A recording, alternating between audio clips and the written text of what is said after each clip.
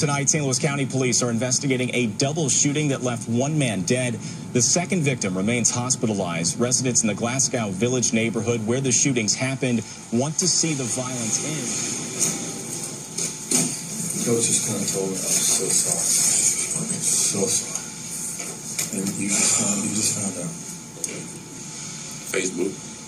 That's how you found out? It just made it even worse, you know. My mom said they was gonna call me. My older sister said she told them to tell me, but you know, I'm out here. They don't Nobody picked the phone up to call you because they know I'm out here. They ain't gonna, you know, matter. Yeah, that's what I said. Yeah, I know. But you got to forgive them on that. Hell yeah. You know, just do that, Paul. I'm so sorry.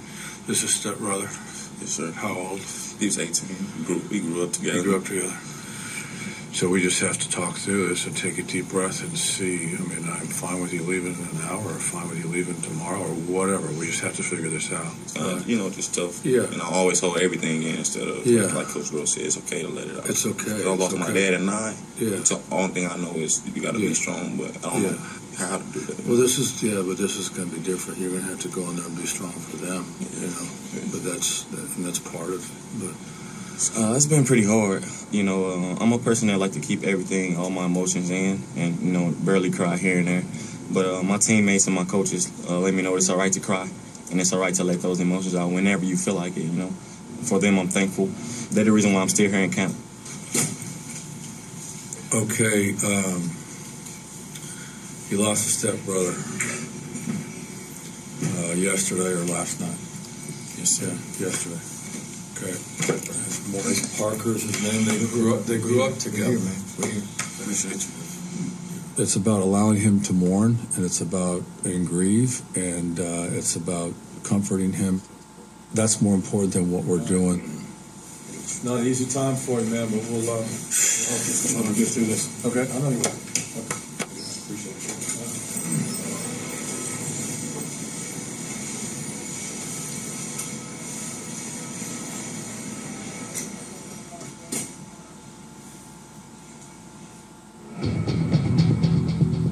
3 weeks ago, Paul McRobert's stepbrother was murdered.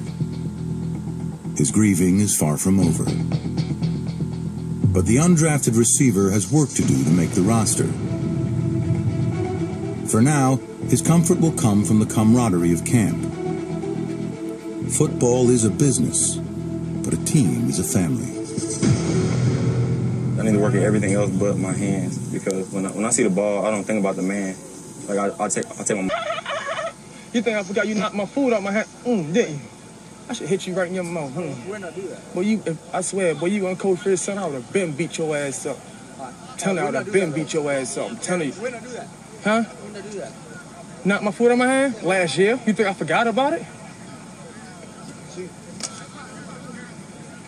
Don't beat that shit to me. You married? I should beat your ass again. Like 20! The Rams... We got it? We're good? All right, so hey, I thought we got a lot accomplished in the game. Love the energy at the end, down 24-7, come back and win. Really cool. You guys heard that this was the largest preseason U.S. attended game in the history of the NFL. Pretty cool. Overall, I thought it was a great experience. And what we do is we correct, okay? That's the most important thing, is correcting the mistakes. Make sure that they don't happen again. Some of you guys are going to have to maybe sit on your hands, okay? Keep your mouth shut, take a little bit. You got it coming. Don't take it personal, okay? But we got to get things corrected, and we got to move on. Good stuff. We're going to break up. Offense here, defense next door, and then we'll circle back for special teams. So I get a text yesterday from my son during practice. Call me when you can. I'm like, oh, fuck. Then I get back. He's like, another text, call me. He's dressing for varsity tonight. Nice. Really? First game. Good for him. Good for Jack. So, two freshmen. Jack, man. Doesn't matter. He's dressing. No. Jeremy Macklin's brother, and he are the two freshmen. Nice. Good for him. Way to go, Coach. You haven't talked to him yet? No, it was too late by the time I got back. He was so fired up, though, with the text and he said he couldn't wait to tell me. That's awesome. For a lucky few, the father-son football bond has never ended. It's cool growing up in that locker room and just see it like week in, week out. Shit I got to see. You get to learn a lot, man. That's the biggest thing. Is you just learn. You get to see a different side of it. You get to see like the big picture side of it, you know? Brandon's not the first coach's son to coach in the National Football League. There are handfuls of them out there. They grew up in the business. They see it, they sense it as they're growing up. Taken by Neal. He gives it to Wycheck. Wycheck. Look on the forward pass. Taken by Dyson. In the Music City Miracle, if you look at the tape, he's the guy that's jumping up and down on the 10, in the 5, and then in the end zone.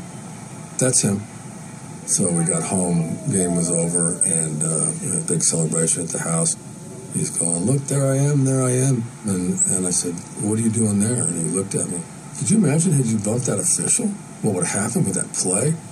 It was kind of cruel, I guess, from my standpoint, but the look on his face was, oh my God. And I said, it's okay. I said, the touchdown would have counted, the penalty would have been assessed on the kickoff, so we still would have won the game. He's really grown, he's really developed.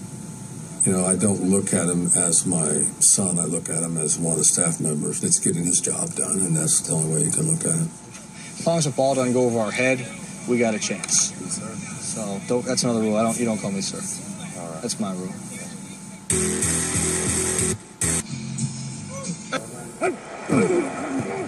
Undrafted rookie Nelson Spruce was the surprise hero of last week's win over the Cowboys. In the process, he injured his left knee, a reminder for Jeff Fisher to be cautious with his biggest star, Todd Gurley. What would you like to see from Todd Gurley in his first exhibition being really effective?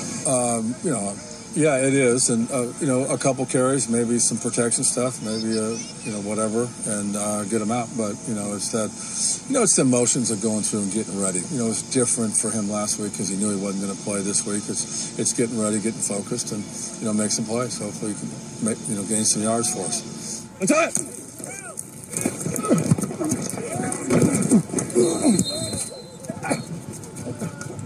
Hey, I ripped the staff this morning because we had 9-7 yesterday, and freaking Gurley went to the ground. And so everybody understands defensively that 30 doesn't need to fucking be hit in a 9-on-7. Okay? I don't want 30 tackled. We need 30. Okay?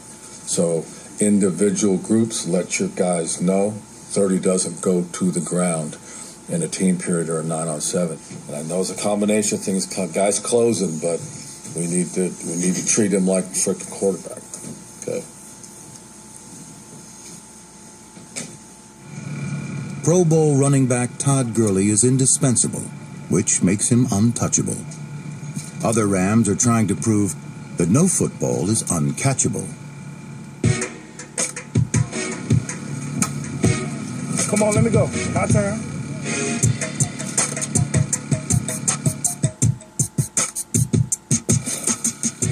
You good? You down?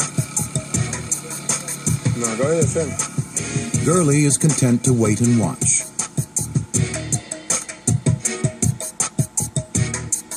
Because defensive lineman Eugene Sims, who earlier in camp failed at ping pong, is putting on a show.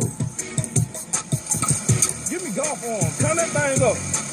You want faster? Yeah, you move too slow. It's full tilt. There goes one hand right here, Will. One hand catch, Odell Beckham style.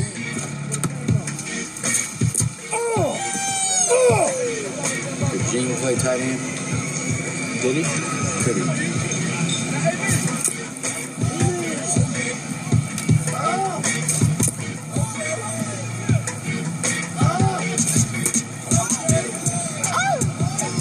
Stick your fingers!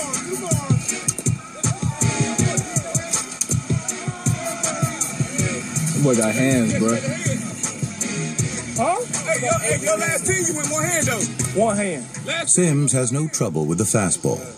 Even Major League pitcher CeCe Sabathia would approve. What's up, buddy? Oh, no, come on, have fun. Yeah, just don't hurt the players, you know? That's all. They come out of bounds fast, so. What's going on, man? Good, man. Good morning. The timeless quality of the tank has nothing on Jeff Fisher's staying power. Because long before he was an NFL head coach, he was an NFL player. Punt return specialist Jeff Fisher contributed $1 to the Shrine Hospital for Crippled Children for every return yard he gained.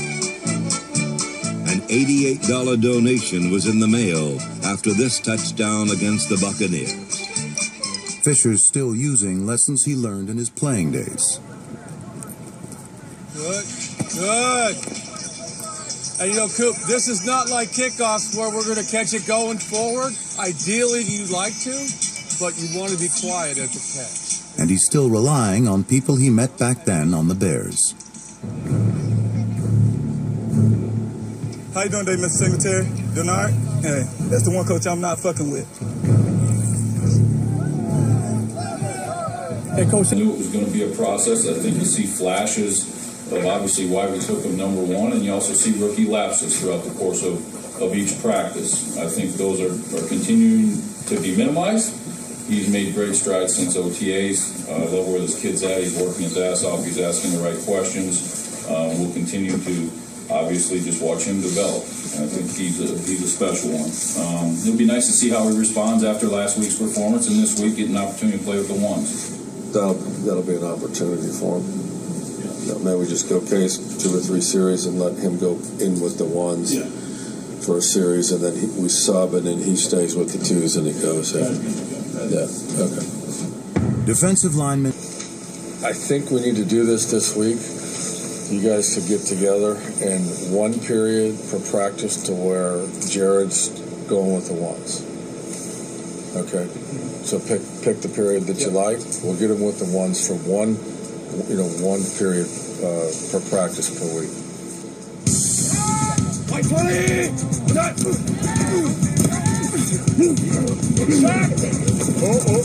sacked already. Whoa. Stop. Much better. There you go. Let that thing swing. Like a fucking man. That's the way to operate right there. Hell of a rep. Oh, nice. Oh, there we go, 16.